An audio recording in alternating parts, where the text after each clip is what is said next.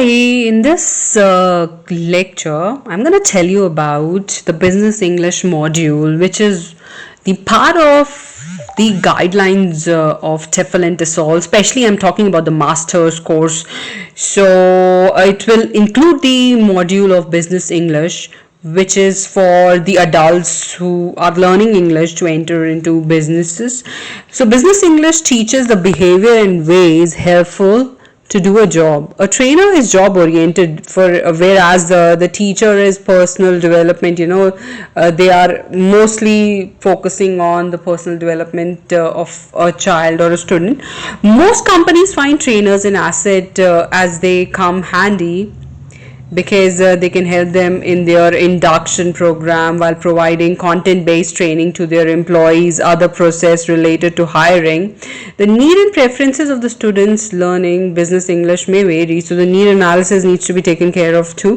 The training is mostly one on one training as opposed to classroom setting teaching. So classroom learner trainers may sometimes face difficulty while training because of the level of fluency of native speakers they need, because students consider them as experts. So they may find challenges there. Needs analysis, as I told you, is very, very important when deciding the training. The employees or the company executives can be shadowed while on the job to understand the requirement of the training. The trainer is supposed to give an equal return to the stakeholders of the company who are putting in so much of money on the training by giving motivated employees in return, or well-versed fluent employees. The course design should again be planned after the need analysis. There is intensive as well as extensive trainings. The various factors to be considered are the venue, material, unforeseen incidents, and various other things that the trainer needs to be prepared beforehand. Lesson planning is one aspect of it, is more critical in teaching business English because the students are clients who can be critical, demanding, and have a shortage of time. There are various factors to be kept in mind like absenteeism, criticism, internal, external interferences, shortage of time while planning a lesson plan. Teaching business English is different from teaching English as a second language because here the student and teacher relationship is different. They might be of the same age. Here the mutual respect needs to be built and the activities and strategies opted should be consulted before taking up. Because the teacher here is a facilitator, consultant, and the students are partners for a successful session. So they go hand in hand. It's a symbiotic relationship. Training course evaluation is another aspect here, where the feedback plays an important role to check the cost-benefit ratio of the course to ensure the return on investment. This business English module will include all these aspects that I'm telling you. Formal tests you need to be aware of. Some are made by the test makers who are very careful with the checking and preparation of the test, keeping in mind the objectives achieved. The bodies like UCLES, University of Cambridge Language Examination Syndicate sometimes prepare business English courses too. The various approaches to learning are acquisition versus learning, task-based, self-access learning, learner centers, input output. There is cooperative learning versus collaborative learning in trainings. Classroom management is an important aspect again of being successful in any training session. It's more like people management only. It becomes even more crucial when doing group work, which can be successfully implemented by monitoring and supervision, but giving the space to do the task to the students themselves at the same time. Material management is another aspect that the trainer needs to be ready with, like sometimes they will be provided with internet and computers to make tailor-made material suiting the student requirement as well.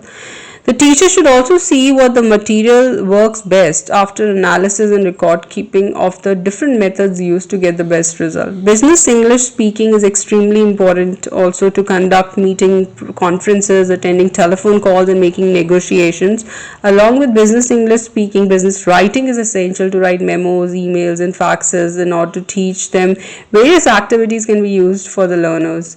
So business English is another important module if you are taking up Masters in TEFL TESOL. Thank you and stay tuned for the next lecture.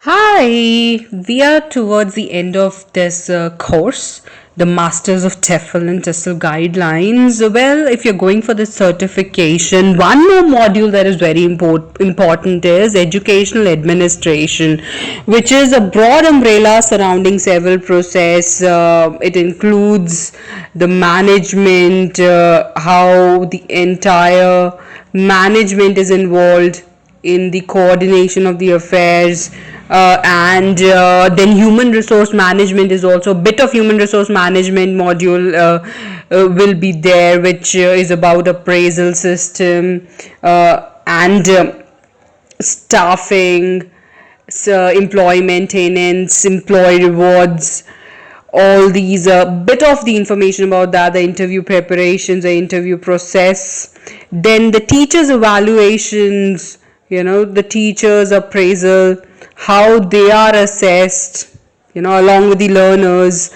That is also one important aspect that you need to know about, have awareness about. Then crisis management, in situations of crisis, how will you handle that situation, and what are the different processes that you got to follow under different situations like earthquake, tsunami, anything can happen in school. So how will you handle all this? Comes under crisis management. Then various curriculum evaluation is also another important module. Well, the focal point of any good school is good teaching overall. And the main component of teacher appraisal, in case you don't know, it's the new and the experienced teacher. And this, if you want to have a good teaching or a good school, the main focal point would be to upgrade the training and the teaching processes of the teacher. So this was the last session, the important module that I wanted to cover. So good luck, and now you can decide whether you want to go for the certification of this particular course. And these are the modules that you would like to, or you should know and have some awareness about. So I covered all the aspects of the Masters of TEFL and TESOL. Not all the aspects, but what all modules can come under this particular certification. And thank you, and best of luck.